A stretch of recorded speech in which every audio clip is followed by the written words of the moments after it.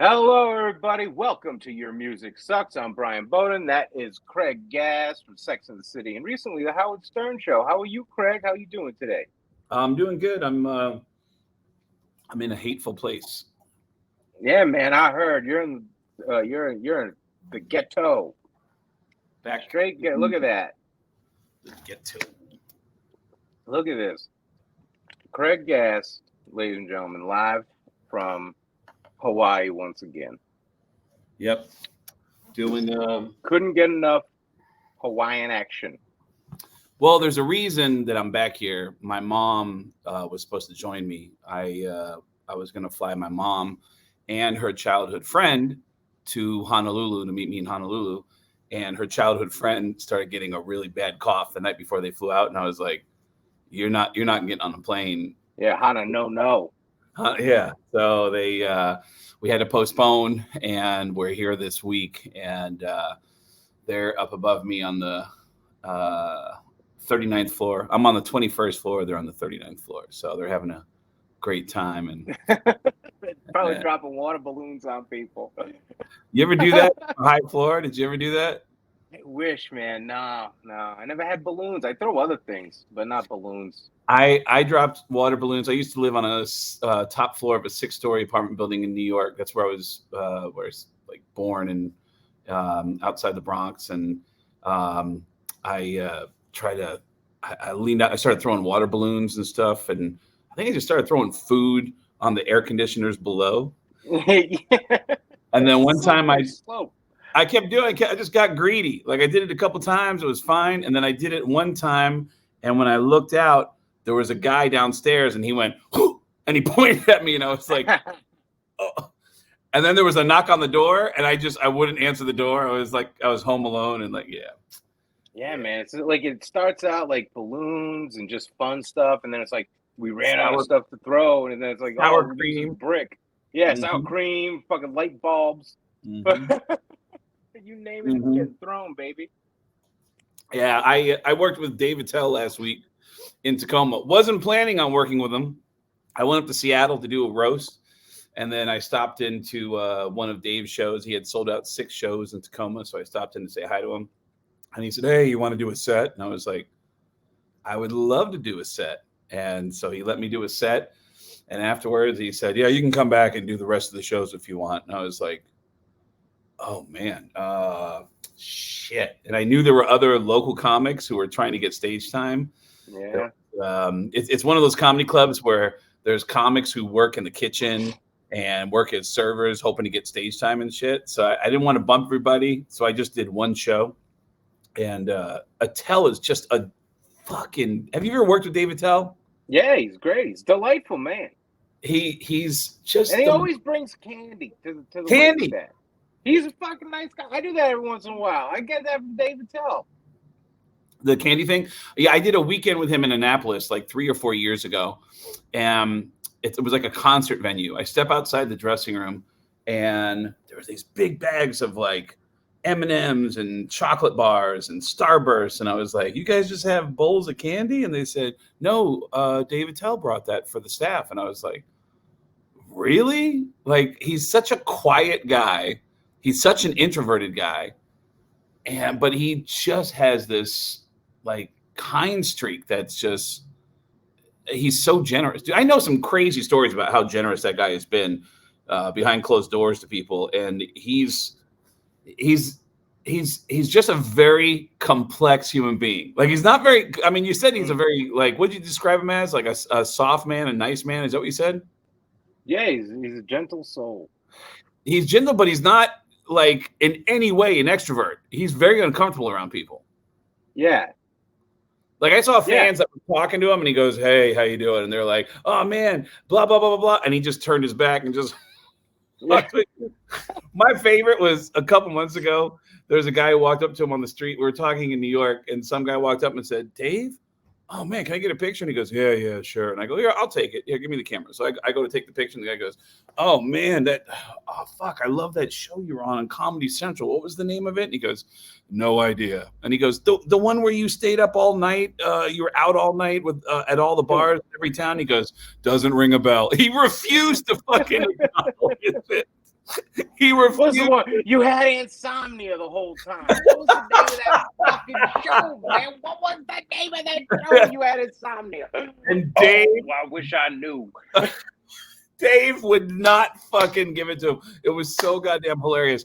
Dude, you know what I love about, I know we got some other shit to talk about because I know it's something you wanted to tell me about being on the road, but when I did that weekend with him in Annapolis, first show, he comes out and he brought up anal beads and he only had one joke. He said, all right, let's talk about anal beads. And then he locks eyes with When you said he brought up anal beads, I thought it was like holding them up. Like, these are anal beads, and I want you all to see them. No, the first show, he goes, hey, let's talk about anal beads. And he looks at someone in the front row and he goes, oh, do you know what anal beads are? You don't? Okay, let me see if I can explain it to you. I can tell you what anal beads are not. They're not a good gift for the office for the holidays. And I was like, oh, that's a great joke. Next night, he brings up anal beads and he goes, hey, let's talk about anal beads. Do you know what anal beads are? And he locks eyes with somebody in the front row and he goes, oh, you don't? Let me see if I can explain this to you. Anal beads are like finding out there's no Santa Claus 8 times in a row. And I was like, oh my God, that's fucking amazing. And then the next show, he brings up anal beads, doesn't even say, do you know what they are? He just says, what do you say when you pull out the anal beads? Like, what do you say? I came up with something. Maybe you can use this. This is what I say when I pull out anal beads. I'll say, and your winning Powerball numbers are 12, 15, blood. It was, yeah. So I tell somebody before the show a couple nights ago in Tacoma how he had an anal bead joke, but it was a different joke every show. Every show is a different anal bead. And sure enough, he brings up anal beads on stage and he goes, what's your style of pulling out anal beads? There's somebody in the crowd. They go, I don't know. And he goes, all right, can I go first? I'm old school. I tie one end of the anal beads to a door and I jump out the window. What the fuck? Like, he's just, if comedians are doing math, he's the only comedian doing advanced calculus. He's genuinely bored with his material and he's never happy. He's constantly moving his shit around, which just makes comedians everywhere just drop their jaws. He's just he's a fucking genius. He's an absolute fucking genius. But that's what happened since I last saw you. There's a lot of shit that happened. I did a roast. The roast was great. We had Walter Jones from the Seahawks there, but you were in Jacksonville. Yeah, that was fun. My story has nothing to do with Jacksonville, though. No, what was the story you wanted to tell me? It doesn't. No. What's the story you wanted to tell me? Well, it goes with the song. You want to get into the music? Yeah. So this is your music. This is Your Music Sucks. It's Brian and I have known each other for almost 20 years. We love each other. We're best friends. The only thing we don't see eye to eye on is music, and we're once a week getting together and sending each other one of our favorite songs. I sent Brian an Anthrax song. Brian sent me one of his classics, Phish. He's into jam bands. Phish. I'm into heavier stuff. So yeah. So the Phish song did something. This is what I wanted to talk to you about. Phish well, did it's something. interesting because I'm listening to the song and I'm like, and that was my first question is, this seems like a birthday song. Why did Brian send this to me? Yeah, no, it has nothing. What I'm about to tell you has nothing to do with the song. You're very jumping to conclusions today, Craig. I really am. So do you want me to review the song first? No. Well, if you want to do the song first. Yeah, let's do the song first. I sent you Backwards Down the Number Line by Phish. Backwards Down the Number Line by Phish, which, again, I don't know what's happening. I don't like jam bands. I don't like the Grateful Dead. I do not like Phish. But something is happening with every song where I'm less and less annoyed. Like I'm not only am I not repulsed by this song, I actually liked it. It was upbeat. And the first words are happy, happy. Like the first words are happy, happy, oh my friend. Blow out the candles once again. Leave the presents all aside. Take my hand. And let's take a ride backwards down the number line. Now, hang on, Brian. There's a moment. The first time I hear it, I have it in the background. He says, let's take a trip backwards down the number line. And then he says, you were 8. And I was like, and he goes, and I was 9. And I was like, okay, cool. I was scared that he was going to be like, you were 8, I was 30. We had a sleepover, and you got in my pajamas. Like, so, which, by the way, takes me back to an assessment that I had about Phish. I don't know what the song was that you sent to me, but I said Phish would be the only band that if I had a girlfriend that was going to a concert by herself and was going backstage, Phish is the only band that'd be like, yeah, go hang out with Phish. I don't care. Yeah, have fun. I'll give her coconut water and fucking give her a real nice conversation. I don't think Phish has ever sexually assaulted anybody. I think they're like asexual. They're just like, they seem to be having a lot of fun. And so the chorus is, you decide what it contains, how long it goes, but this remains. The only rule is it begins. Happy, happy, oh my friend. It's, I really like the song. There's only one thing I didn't like about it. I know you know what that is. What, the big jam in the middle of it? It's a 5.5-minute song. The lyrics end at 2.5 minutes, and I was like, it's a jam band. Yeah. I mean, the lyrics come back in at about the 4.5-minute mark for a second. They come back to the chorus again. The whole song, really upbeat. The jam really I just don't like jams. But I don't. It's just, I don't. What about Marmalade? Well, I have to say it wasn't as annoying to me as normal. So I'm going to give it a 3 out of 5. If it wasn't for the jam, I actually would probably give it a 4 if it wasn't for the jam, but I got to give it a 3.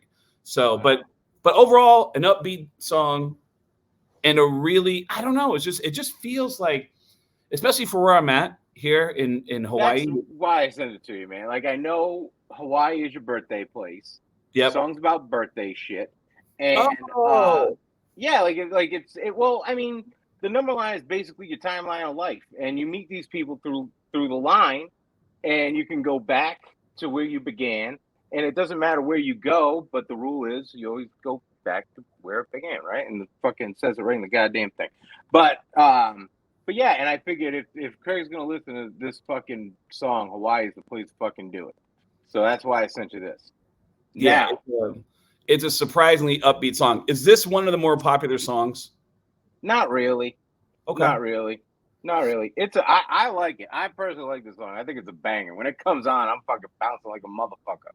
But there's something else you want to talk to me about that's related to this song? Yeah, Phish did a really fucking cool thing during one of their shows. And I was going to send you the full video, and I'm like, there's no way that Craig is going to watch this whole video. So I took clips of the video of something really cool that they did at Madison Square Garden, right? Okay. So they're jamming out. They're playing this song called Waves, right? Okay. It's about waves and water crashing. I would send you this song, but it is 11 minutes long, and that's the studio version, and you would fucking hate it. But in the middle of the song, this shit happens. Okay, Tom, play that clip. Watch this.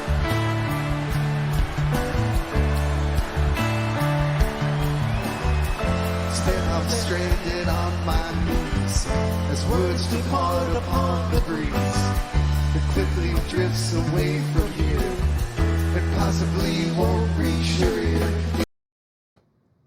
What is that?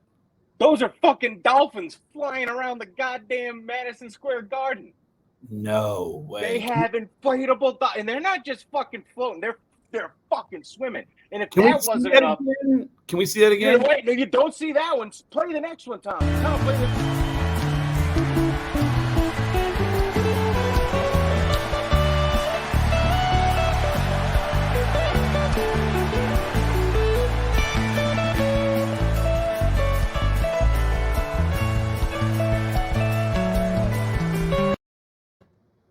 That was a giant fucking whale.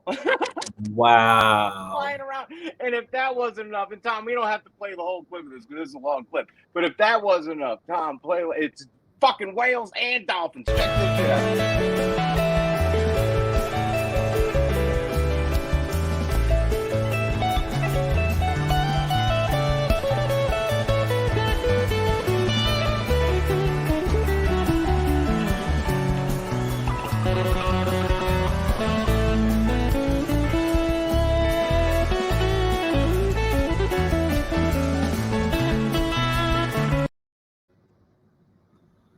know it was tough to see on this, but can you imagine tripping balls at a Phish show and all of a sudden a fucking dolphin flies by your face?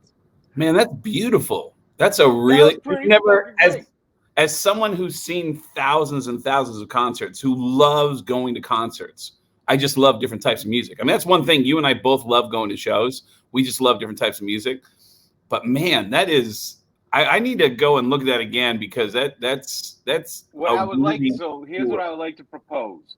Next week, I'll send you a timeline of that song, so you can see the dolphins and the whales in a Phish live experience and see what you think. I don't know why, but for some reason I thought you were going to say, here's what I'm going to propose. You and I are going to take a dolphin to a Phish show and fuck it. I was like, what? Okay. Dude, if anybody can pull it off, you can, Craig. If anybody can pull off getting a dolphin to a Phish show so I can fuck it in the pit, I think you could do it.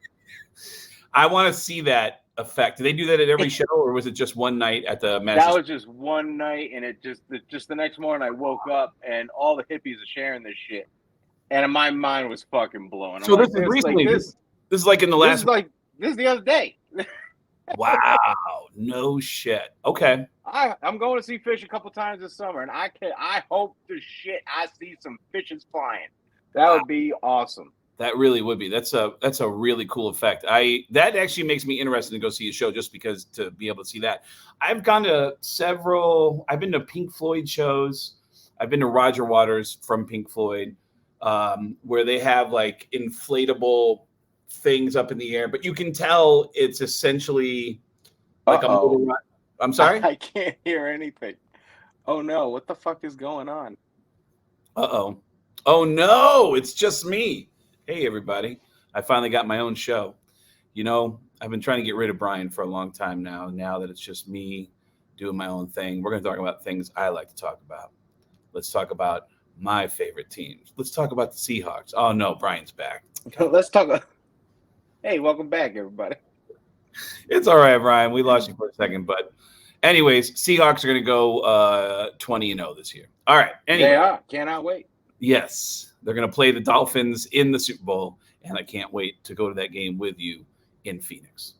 Anyways, so I want to go see a Phish show now because of that effect. That is a really cool effect. I've seen Pink Floyd. I've seen Roger Waters from Pink Floyd do this thing where they have like things floating in the air. Same kind of thing where, you know, the whole audience is like tripping out on shit. They're on mushrooms or acid or whatever. So it's like, holy shit, here comes the inflatable whatever flying through the air. But you can tell it's a motorized thing, like you see over an NBA game, dropping like little like gift cards and shit like that. Yeah. That thing you just showed me of Phish. That was a fucking dolphin fucking swimming. Wow. You know, I almost feel like I feel bad that we're going to take a hard turn here, because you just showed me something magical from Phish, something that I could actually describe as enchanting. And I sent you a song from Anthrax, and it's a song I love, but I don't think if you're in this mood for like an enchanting evening with dolphins, and then you listen to this Anthrax song, I don't know what I just did to you, but I listened to Backwards Down the Number Line and I cried because it made me so happy, right? And I was just so in my emotions. I was just happy, and I was thinking about our friendship and everything that we've gone through. And then you sent Anthrax caught in a fucking mosh. And sent my body into a seizure. Although I will say this, as opposed to other songs I send you where it starts out like bomb, like this is actually a build-up. It's like a doom. And I was digging it, right? But I was digging it, and I'm like, all right, build up. And I knew it was going to be hard because I knew it was Anthrax. I knew it was coming. I didn't know this was coming. This is too much. This was so much, so fast. Because I'm waiting for the build-up, and then when the build-up happens, it was like the song changed, and it became a different song, and it became fucking hard and crazy. And then it changed a couple more times, and my brain just couldn't get into it. And that's where our ADHD is different when it comes to the music. Because I like a jam. I like to sit there. I can sit there fucking 20 minutes and just listen to shit. And this and you listen to this and you're like, this is my favorite song, and the jamming is just fucking making my brain go bananas. Absolutely, but especially I listened to that beautiful Phish song, watching whales fly around and shit, and then I'm literally caught in a mosh in my own body. Yep. I will say this: the first line was like, "Why don't you listen when I talk to you? Stop thinking of yourself like you're a fool. Shut up, shut up. I don't want to hear your mouth. Your mother made a monster, and I'll get out of my house." When I first heard that line, I'm like, that'd be funny if that was a stepdad saying it to the kid, and not the kid facetiously saying it as a stepdad. Like, you know what I'm saying? Like, if this song was the stepdad singing to the kid, I think it's very funny. That is funny. And then a lot more fucking yelling and screaming about stomping and fists. And then eventually he said the idiot convention, which I thought was very funny. Yeah. Yeah, man, little things like that I liked. But man, it was just crazy. And it's like this, once I would think I was getting into the song, they would change the fucking song up. Oh yeah. And I would have to restart again. And then I get ready for it, and then it would this is what women talk about when they talk about sex. This is what happens. I fucking know what it's like to be a woman right now. You know what this Anthrax song made me feel like? It made me feel like a woman, Craig. Not the show Crow made me feel like a woman. Anthrax made me feel like a lady because I couldn't fucking bust a nut to this song if I tried. This song is been called "Caught in a Dry Rub" because that's all I got. Because that's all I got out of it. Just over the pants, fucking. That's it. Just an over the pants. How do you do? See you later. Wait, but when you say that this is what women talk about when they say that about men and sex, what do you mean? Like it's going too fast? No, like they can't reach an orgasm, or the guy will almost get to an orgasm and then switch up his position, and then like you just the guy fucking it up. Anthrax fucked up my music orgasm. So on a and I legit tried. What? So on a scale of 1 to 5, what would you give this song? Man, I gotta give it a 2. Just because the times I did like the music, But man, it's gotta be a 2. I can't unless you tell me the song's about getting fucked in the ass and I give it like an extra half a point for gayness, like I usually do. It's gotta stay a 2. I've been going to see this band for over 30 years, since their breakout album Among the Living. I love this band. Actually, this song is on that album, and they're just so much fun live. And some of those guys are big supporters of mine.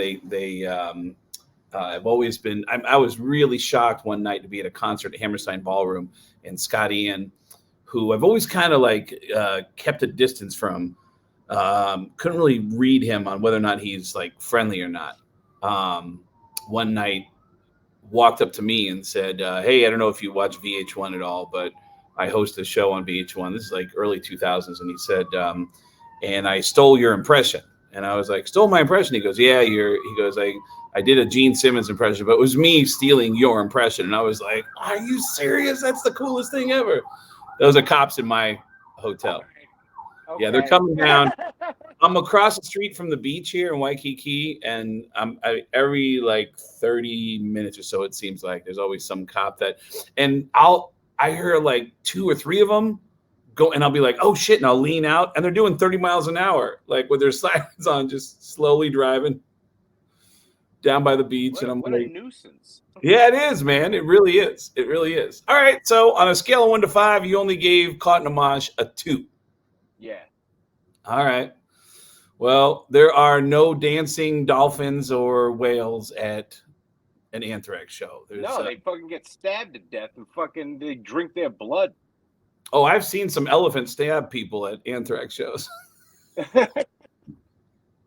But I've never seen any dancing dolphins or fucking whales. Dolphins? Yeah, I've seen a couple.